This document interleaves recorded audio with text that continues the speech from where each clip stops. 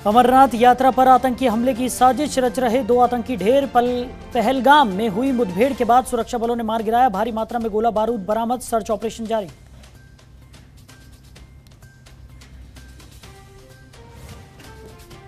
अनंतनाग में हुर्रियत नेता के घर और कार्यालय पर पुलिस का छापा, जमात ए इस्लामी से जुड़ी आपत्तिजनक सामग्री बरामद।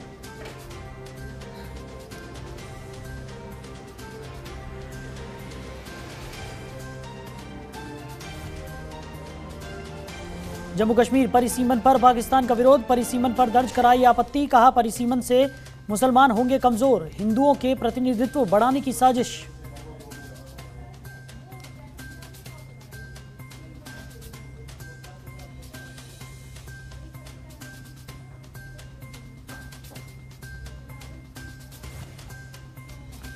बागे बाहू इलाके में लोगों को पानी की समस्या, पूरे क्षेत्र में होती है गंदे पानी की सप्लाई, पानी की टंकी में नहाते हैं बंदर, जनता की सुध नहीं ले रहा प्रशासन।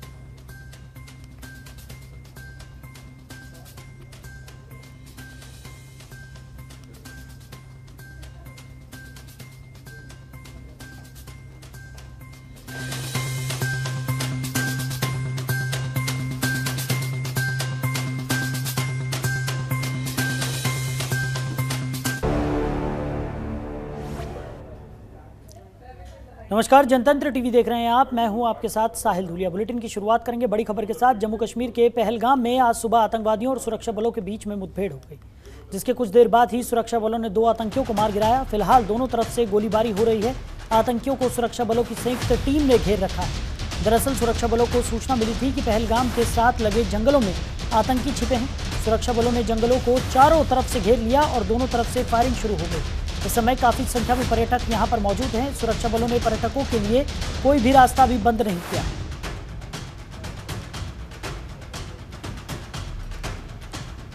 तो सुरक्षा बलों ने 2 आतंकियों को मार गिराया है। दोनों तरफ से अब भी गोलीबारी जारी है। बड़ी खबर आपको बता रहे हैं। तो सुरक्षा बलों और आतंकियों के बीच में पहलगाम में ये मुठभेड़ हुई। तो हमारे ब्यूरो चीफ ज्योति पचनंदा ज्यादा जानकारी के साथ हमारे साथ जुड़ गए हैं। ज्योति, क्या कुछ निकलकर सामने आ रहा है? सुरक्षा बलों और आतंकियों के बीच में पहलगाम में ये मुठभेड़ हो रही है। जहाँ पर मुठभेड़ हो रही है वो जो क्षेत्र है, यही क्षेत्र है जो बाबा अमरनाथ जी के दर्शनों पर ही यही ट्रैक जाता है, जहाँ पर आतंकवादी छिपे हुए थे। जैसे ही सुरक्षा बलों को ऐसी इनपुट मिली कि कुछ मिलिटेंट्स वहाँ पर हैं, तो उन्होंने उस एरिया को कॉर्डन कर दिया और दोनों तरफ से फायरिंग शुरू हो गई। फिलहाल वहां पर सबसे बड़ा चैलेंज सिक्योरिटी फोर्सेस को था कि टूरिस्ट बहुत है वहां पर, और आज ही हमारी टीम वहां सुबह मौजूद थी जब हम पर्यटकों को मिल भी रहे थे। उसके बाद अचानक इनकाउंटर शुरू हो गया और इनकाउंटर के शुरू होते ही एक करके सुरक्षा बलों ने 3 आतंकवादी ढेर कर दिए हैं। अब कहीं गोलीबारी की आवाज नहीं आ रही, लेकिन फिर भी सुरक्षा बलों ने पूरे एरिया को सर्च किया जा रहा है और उसके बाद ही इसको ऑपरेशन ओवर करार दिया जाएगा। अभी ऑपरेशन कंटिन्यू ही कहा जा रहा है, लेकिन 3 आतंकवादी मारे जाने के बाद कहीं से भी गोलियों की कहीं आवाजें नहीं आ रही हैं। तो ऐसा अनुमान हो रहा है कि 3 ही आतंकवादी थे जिनको मारा जा चुका है, लेकिन सर्च ऑपरेशन अभी भी जारी है। और सबसे बड़ी बात है, इसमें सुरक्षा बलों ने एक बहुत बड़े हिजबुल मुजाहिदीन के आतंकी जो लॉन्गर सर्वाइवल मिलिटेंट था क्षेत्र का, उसको ढेर कर दिया है। ये सुरक्षा बलों की बड़ी उपलब्धि है। उसके बाद से बारूद जैसा युद्ध स्तर जैसे ढेर मिले हैं, गोला और बारूद से। 3 वेपन सुरक्षा बलों ने सीज किए हैं, कुछ ग्रेनेड हैं पूरी तरह से सुरक्षा बलों ने सीज किए हैं। लेकिन जैसे ही ये सर्च ऑपरेशन कंप्लीट होगी तो पूरी तरह से बता दिया जाएगा कि क्या क्या सीज किया गया है। ज्योति, वहीं अगर बात की जाए, जैसा कि आपने भी जिक्र किया कि एक बड़ी चुनौती ये है कि इस वक्त टूरिस्ट वहां पर बहुत ज्यादा मौजूद हैं। उनकी सुरक्षा को लेकर क्या कुछ व्यापक इंतजाम किए गए हैं? क्योंकि मुठभेड़ बताया जा रहा था कि लगातार जारी थी और सुरक्षा बलों ने कोई भी रास्ता यहाँ पर ब्लॉक नहीं किया था। जिस जगह मिलिटेंट है उनके आगे एक रिवर थी, रिवर के साथ ही मिलिटेंट है, तो ये विजिबिलिटी बहुत क्लियर थी है कि अगर कोई भी उसको क्रॉस करता है उसको सामने देखा जाएगा। इसी वजह से सुरक्षा बलों ने टूरिस्ट के लिए कोई पाबंदियां नहीं लगाई थी कि वो अपना काम करते रहेंगे, और ये पूरी तरह से फोकस है उन्हीं मिलिटेंट्स पर, उन्हीं पर ही उनकी निगाहें थी। इसी वजह से शायद ऐसा प्रतीत हो रहा है कि टूरिस्ट के लिए कोई भी इन्होंने गाड़ियों की रिस्ट्रिक्शन नहीं की कि वहाँ किसी तरह से उन पर रोक लगाई जाए। वो अपना जिस तरह से वो आए हैं कश्मीर को देखने, उसको कंटिन्यू रखें। और यहाँ पर जिस जगह है थोड़ी ही ऊपर एक ग्लेशियर है, वहाँ अभी भी बर्फ मौजूद है, तो कुछ पर्यटक हैं जो वहाँ तक भी पहुँचना चाह रहे थे, वहाँ गए भी हैं, लेकिन अब मिलिटेंट पूरी तरह से वहाँ पर जो इनपुट थी वो खत्म कर दिए गए हैं, लेकिन सर्च अभी भी जारी है। चलिए ज्योति, हमारे साथ जुड़ने के लिए, इस तमाम जानकारी के लिए आपका बहुत शुक्रिया।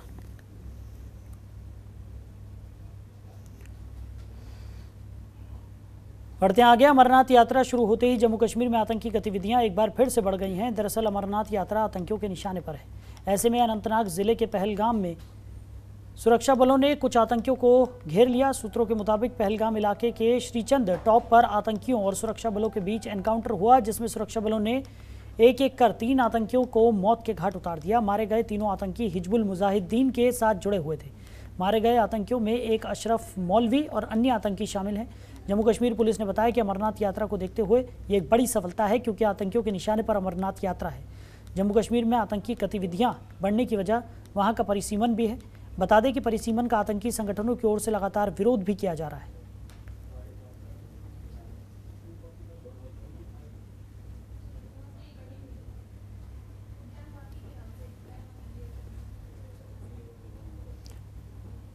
वहीं जम्मू पुलिस ने एक हुर्रियत और जमात इस्लामी नेता के घर और कार्यालय पर छापेमार कार्रवाई की। छापे के दौरान जमात इस्लामी से संबंधित कुछ आपत्तिजनक सामग्री बरामद की गई। बता दें कि अनंतनाग के एक शरीफ सरताज को जम्मू के गांधीनगर इलाके में लगभग 7 लाख रुपए के साथ गिरफ्तार किया गया। उस व्यक्ति से पूछताछ के दौरान पूर्व मंत्री बाबू सिंह का नाम सामने आया, जिसके बाद बाबू सिंह फरार हो गए थे, लेकिन पुलिस ने कुछ दिनों के बाद ही बाबू सिंह को गिरफ्तार कर लिया।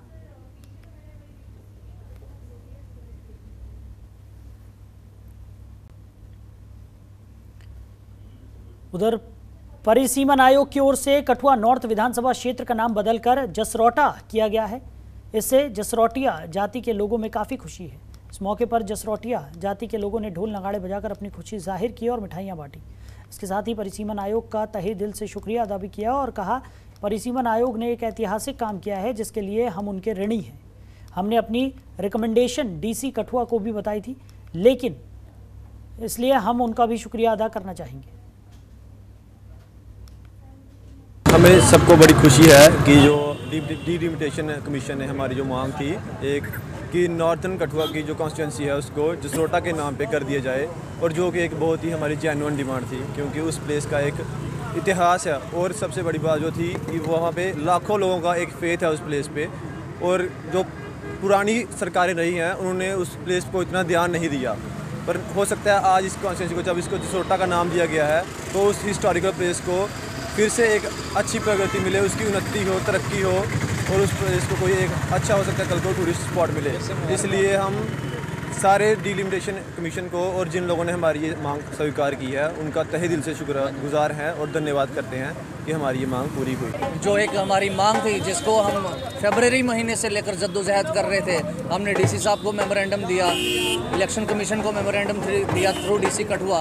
उसके बाद जाके हमने अपनी रिप्रेजेंटेशन जो थी, सबसे पहला जब पब्लिक हियरिंग हुई डिलिमिटेशन कमीशन की, तो सबसे पहली हियरिंग में सबसे पहले ही हमने खुद अपनी रिप्रेजेंटेशन दी वहाँ, और डिलिमिटेशन कमीशन को बताया कि क्यों इस कॉन्स्टिट्यूंसी का नाम नॉर्थ कठुआ से रखकर जसरोटा रखा जाए, क्योंकि एक हिस्टोरिकल प्लेस है और इसकी बड़ी इंपॉर्टेंस है और सब लोगों की आस्था इसके साथ जुड़ी हुई है। उधर जम्मू कश्मीर में भारतीय जनता पार्टी को एक और झटका लगा है। बीजेपी युवा किसान विंग के नेता मनदीप चौधरी और बीजेपी के प्रदेश प्रवक्ता ने आम आदमी पार्टी का दामन थाम लिया है। आम आदमी पार्टी के सह पर्यवेक्षक प्रदीप मित्तल और वरिष्ठ नेता टी.एस. टोनी की मौजूदगी में दोनों नेता आम आदमी पार्टी में शामिल हुए।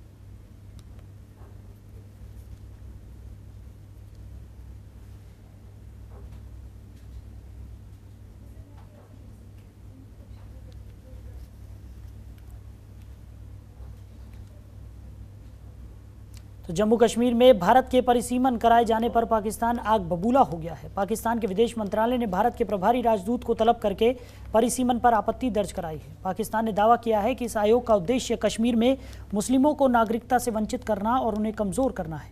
पाकिस्तान का कहना है कि कश्मीर में राजनीतिक दलों ने परिसीमन आयोग की रिपोर्ट को खारिज कर दिया है। पाकिस्तान के विदेश मंत्रालय का कहना है कि इस प्रयास के जरिए भारत 5 अगस्त 2019 को उठाए गए कदम को केवल वैधानिक आधार देना चाहता है।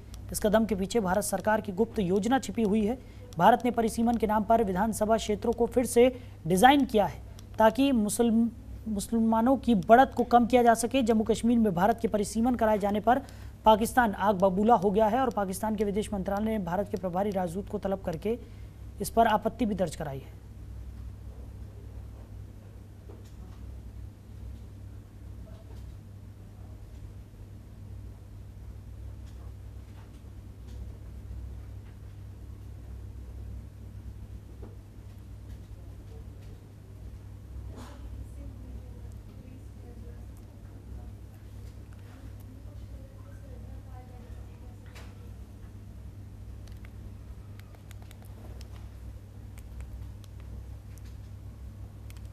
वहीं जम्मू कश्मीर के बाग-ए-बाहू इलाके में प्रशासन की लापरवाही देखने को मिली है, जहां लोग पानी की समस्या से जूझ रहे हैं, लेकिन प्रशासन इनकी समस्या पर मूक है। आपको बता दें कि जहां पूरे क्षेत्र की गंदगी इकट्ठा होती है, वहां पर ही पानी की टंकी है, जहां से पूरे बाग-ए-बाहू क्षेत्र में पानी की सप्लाई होती है। पिछले 2 सालों से इसकी स्थिति ऐसी ही है। वहीं बंदरों को लेकर भी बाग-ए-बाहू क्षेत्र मशहूर है। यहाँ बंदर काफ़ी संख्या में पाए जाते हैं और वो इस पानी की टंकी में नहाते हैं और कई बार मरे हुए बंदर भी इस पानी की टंकी में मिले हैं। वहीं स्थानीय लोगों ने बताया कि कई मीडिया वाले यहां आए, उनकी समस्या सुनी और सुनकर चले गए, लेकिन समस्या का कोई समाधान नहीं हुआ।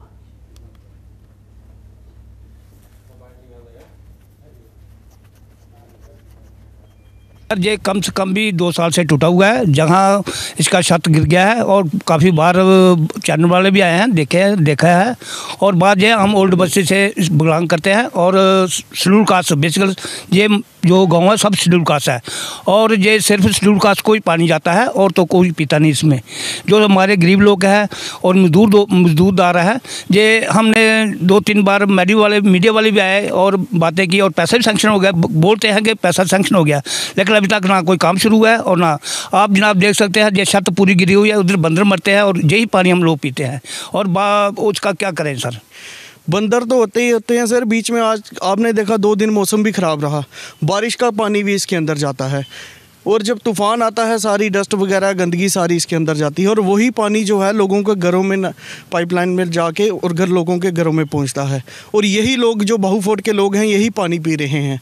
और हमारी पार्षद भी है जो हवाओं में बातें करती हैं कि ई टेंडरिंग हो गई है, हुई है कि नहीं हुई है, सुनने में आ रहा है। और मुझे नहीं लगता कि इस काम के लिए देरी करनी चाहिए। ये काम सभी काम साइड पे रख के ये काम प्रायोरिटी पे कर रखना चाहिए। तो कश्मीर घाटी के विभिन्न क्षेत्रों में ओलावृष्टि हुई है। ओलावृष्टि से घाटी में मौसम तो खुशगवार देखने को मिला, लेकिन इस ओलावृष्टि की वजह से फसलों को काफ़ी नुकसान पहुंचा है, जिसकी वजह से किसान परेशान नजर आए। उनका कहना है कि अगर ऐसा आगे भी हुआ तो हमारी फसलों को काफ़ी नुकसान होगा और हमारी फसल बर्बाद हो जाएगी।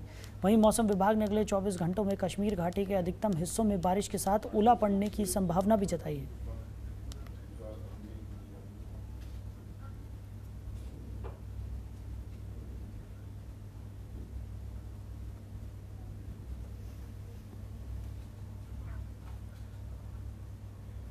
वहीं लद्दाख के अंतर्राष्ट्रीय ताइक्वांडो खिलाड़ी शनाज परवीन ने लद्दाख ताइक्वांडो एसोसिएशन के अध्यक्ष समेत महासचिव और अपने पिता के साथ सीईसी और लेह डीसी कारगिल फिरोज अहमद खान से मुलाकात की, जहां कुरुक्षेत्र विश्वविद्यालय हरियाणा में शहनाज की उपलब्धियों की फिरोज अहमद खान ने सराहना की और पारंपरिक रीति रिवाजों के साथ उनका स्वागत भी किया और कहा कि LHDC शहनाज के भविष्य के अभ्यास के लिए हर संभव मदद करेंगे।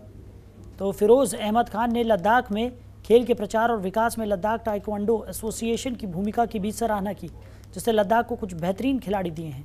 फिरोज अहमद खान ने अध्यक्ष लद्दाख ताइक्वांडो एसोसिएशन को आश्वासन दिया है कि LHDC कारगिल सब्सिडी के तहत एसोसिएशन को सभी प्रकार के उपकरण भी प्रदान करेगी।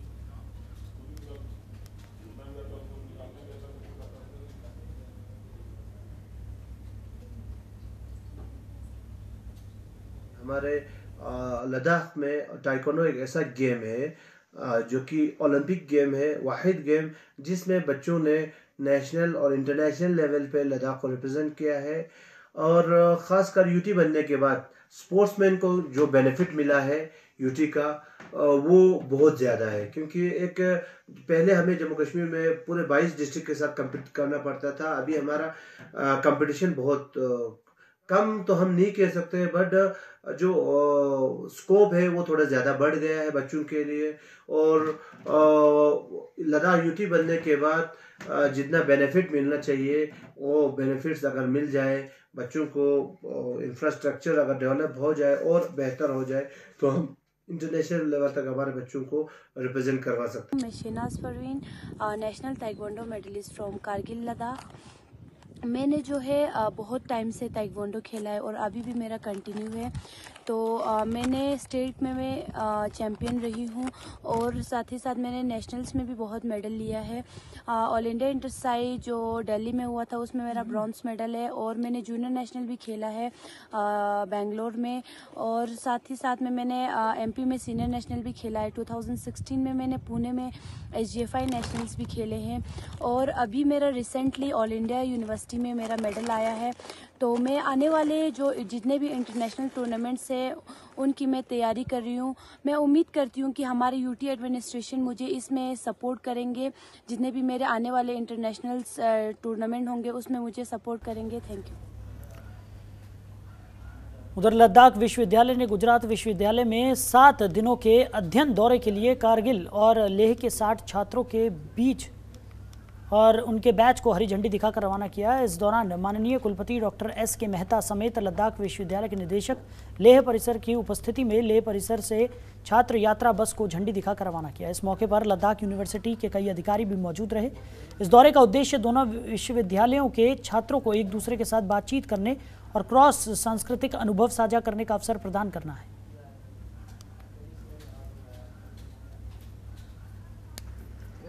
शाना बजाना हमारे आपको पता है मैडम कनीज़ फातिमा जो डायरेक्टर हैं, इनके इंट्रोडक्शन की कोई ज़रूरत नहीं है, क्योंकि पूरे करगिल में पता है कि इन्होंने कितना ज़्यादा कंट्रीब्यूशन किया हुआ है। सिर्फ करगिल नहीं, पूरे हिंदुस्तान में ही इनका कंट्रीब्यूशन ज़बरदस्त रहा है। There is no place in India which she might not have actually visited. In Kendra Vilas JNV समिति वगैरह और गवर्नमेंट ऑफ इंडिया में बहुत सारे पोजीशंस पे रही हैं। Our campus in Kargil is in good hands, safe hands. और मैम को शुक्रिया अदा करूँगा क्योंकि बहुत ब्राइट स्टूडेंट्स को सेलेक्ट करके भेजा हुआ है इस टूर के लिए। ऐसे स्टूडेंट्स हैं जिनका विजन और बढ़ेगा जाके, और जहाँ पे कारगिल से बाहर जाएंगे, वापस आएंगे और हमसे और कहानियाँ शेयर करेंगे। हम भी इंस्पायर हों तो हम भी सारा निकलें जी। Student interaction with other students of Gujarat university, exposure है बेसिक मकसद ऐसा कि यहाँ से बाहर की दुनिया दिख जाए, उनको ये भी लगे कि बाहर कितने तरक्की हो रही है एजुकेशन के सिस्टम में भी, सेक्टर में भी, दुनिया कहाँ कितने आगे पहुँच गए हैं। लेकिन ये इनका कॉन्फिडेंस लो नहीं होगा, क्योंकि इनको पता चल जाएगा कि हम जिस लेवल पे हैं उस लेवल पे शायद बाहर के यूनिवर्सिटीज़ के भी स्टूडेंट्स हैं, हम कहीं पीछे नहीं हैं, पीछे रह ना जाए कहीं। इनको ये भी पता है कि हम वन ऑफ द बेस्ट हैं, और हम भी कहते रहते हैं हमारे स्टूडेंट्स में कोई खामी नहीं है। इनको बस कॉन्फिडेंस लेवल थोड़ा बढ़ाना है, इंटेलिजेंस की कमी नहीं है, हार्ड वर्किंग तो है ही। पिछले वहीं दक्षिणी कश्मीर के पहलगाम में इस साल काफ़ी संख्या में टूरिस्ट गए हैं। करीब 10 साल के बाद इतने टूरिस्ट वहां पर रिकॉर्ड किए गए हैं, जिससे वहां के स्थानीय निवासी और व्यवसायी भी बेहद खुश नजर आए। पहलगाम का नज़ारा देखते ही बनता है। एक तरफ लीदर नदी बह रही है, पहाड़ों और देवदार के वृक्ष सुंदरता बरसा रहे हैं और पीछे बर्फ से ढकी वादियां और मैदान मानो पूरा स्वर्ग यहीं बसा हो।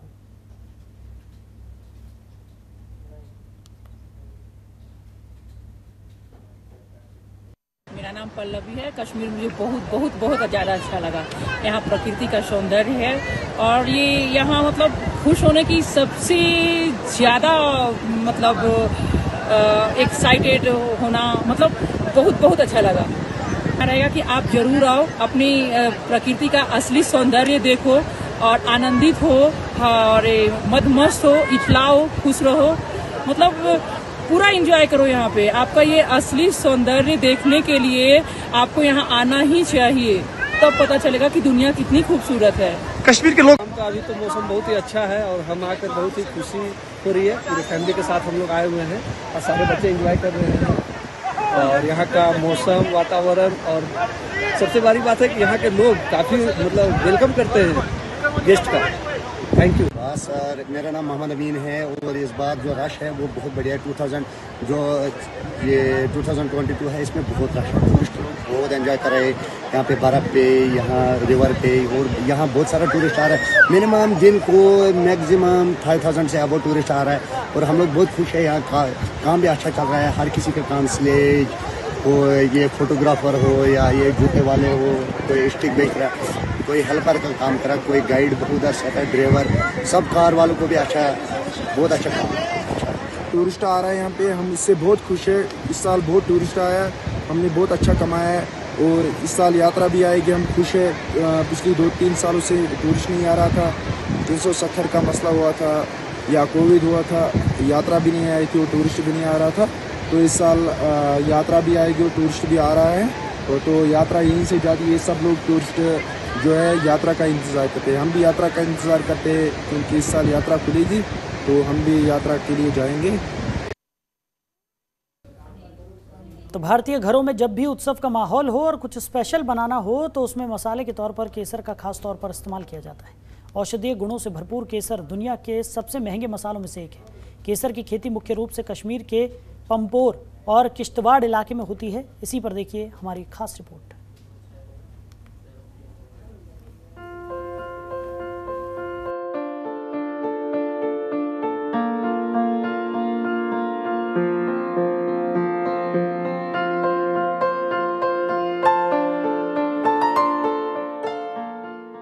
कश्मीर दुनिया भर में अपनी खूबसूरती के लिए जाना जाता है। वहीं आपने केसर का नाम तो सुना ही होगा। ये जादू से भरा फूल है और आम तौर पर इसे जड़ी बूटी कहा जाता है, लेकिन भारत सरकार ने इसे मसालों की श्रेणी में रखा हुआ है। केसर की विशेषता ये है कि ये खाने का रंग तो बदलेगा ही, उसका स्वाद भी शानदार कर देता है। विश्व का ये सबसे महंगा मसाला गुणों से भरपूर है और ये फूल सिर्फ ठंडे इलाकों में ही पैदा होता है। केसर चूंकि बहुत ही महंगा मसाला है, इसीलिए इतिहास के बजाय इसकी विशेषताएं हमारे लिए महत्वपूर्ण हैं। असल में इसकी गंध तीखी है लेकिन परेशान करने वाली नहीं है, और स्वाद में ये कुछ कुछ कटु है लेकिन रुचिकर भी होता है। खास बात यह है कि भारत में कश्मीर के पंपोर जिले और जम्मू के किश्तवाड़ में भी इसे उगाया जाता है। भारत के प्राचीन ग्रंथों में केसर का वर्णन और विशेषताएं बताई गई हैं। वहां इसे कुमकुम भी कहा जाता है। केसर को लेकर इतिहास की पुस्तकों पर नजर डालें तो पता चलता है कि इसका उपयोग करीब 2000 साल से हो रहा है। इसकी उत्पत्ति ग्रीस, तुर्की, ईरान और भारत में मानी गई है। अब इसकी खेती में स्पेन नंबर 1 देश है। वहीं यूनानियों ने इसका उपयोग इत्र के तौर पर किया, जबकि अन्य देशों में इसका मसाले और जड़ी बूटी के रूप में प्रयोग किया गया है। असल में केसर का एक फूल होता है और उसके अंदर से जो 3 बारीक डंडियां होती हैं वही केसर कहलाता है। मोटे तौर पर हमें अगर 1 किलो केसर चाहिए तो इसके लिए औसतन 1.5 लाख केसर के फूलों की जरूरत होगी। वहीं वो भी तब जब ये फूल उच्च क्वालिटी का हो। भारत में केसर को जड़ी बूटी के बजाय मसालों की श्रेणी में रखा गया है। केंद्र सरकार के जीएसटी विभाग ने मसाला मानकर ही इसे 5% टैक्स की कैटेगरी में रखा है। देश के मसालों के सबसे बड़े थोक बाजार खारी बावली स्थित नौबहार मसालों के ओनर वीरेंद्र कुमार के अनुसार केसर का थोक भाव उसकी क्वालिटी के हिसाब से 1,20,000 रुपए से लेकर 2 लाख रुपए तक प्रति किलो के हिसाब से है। बाजार के ही कैलाश चंद्र वर्कवाला के संजय मित्तल बताते हैं कि रिटेल में 1 ग्राम केसर की कीमत 200 से 300 रुपए है। केसर ने दुनिया भर में अपना अलग ही नाम बनाया है। भारतीय घरों में भी जब किसी उत्सव का माहौल हो और कुछ स्पेशल बनाना हो तो उसमें मसाले के तौर पर केसर का खास तौर पर इस्तेमाल किया जाता है और आगे भी किया जाएगा, क्योंकि केसर की बात ही अलग है। ब्यूरो रिपोर्ट, जनतंत्र टीवी। तो फिलहाल इस बुलेटिन में मेरे साथ इतना ही। आप बने रहिए और देखते रहिए जनतंत्र टीवी। नमस्कार। खबरों के निष्पक्ष विश्लेषण के लिए सब्सक्राइब करें Janatantra TV and press the bell icon. Never miss any update.